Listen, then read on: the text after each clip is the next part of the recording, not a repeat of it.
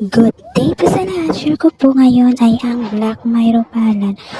Una is para sa hika, nguyain isang pirasong maliit ng iyong tuyong prutas matuklap tuwing gabi.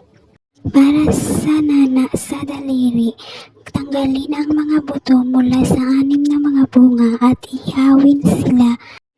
Pulbos na gamot at ihalo itong lubusan kasama ng isang tasa ng natubigan pababa, laman ng sampalok. Upang gawin isang masa, gamitin ang masa sa iyong daliring na hawakan o paa sa oras ng pagtulog. Para labanan ang paninigas ng dumi, kumuha ng isang kutsatrita ng iyong pinong pulbos na gamot ng iyong tuyong prutas matuklap kasama ng isang sandamput na asin. Ihalo ito sa maligamgam na tubig at inumin. Para sa piluti, isang hindi hinog na bunga ay pinirito sa langis ng lansina hanggang ito maging gininto ang kulay kape na kulay. Pulbos na gamot at itabi. Kumuha isang kutsarita nitong pulbos na gamot sa oras ng pagtulog kasama ng isang kaunting maligamgam na tubig para makasiguro normal magbunot ng bituka kilusan. Ito mayroong isang epektong panlunas. Para sa paglagas ng buhok, tanggalin at itapon ang mga buto mula sa 8 hanggang 10 prutas. Pakuluan sa isang tasa ng langis ng niyog. Gamitin itong langis sa buhok araw-araw.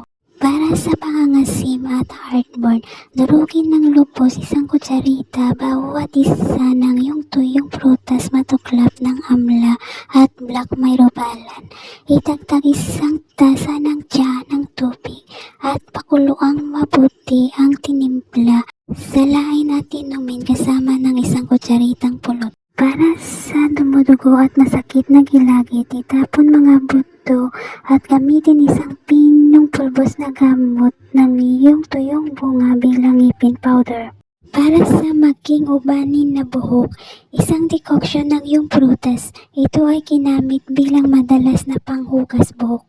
Para sa ulcer sa bibig, gumawa ng isang pinong masa ng iyong pinulbos na balat ng bunga.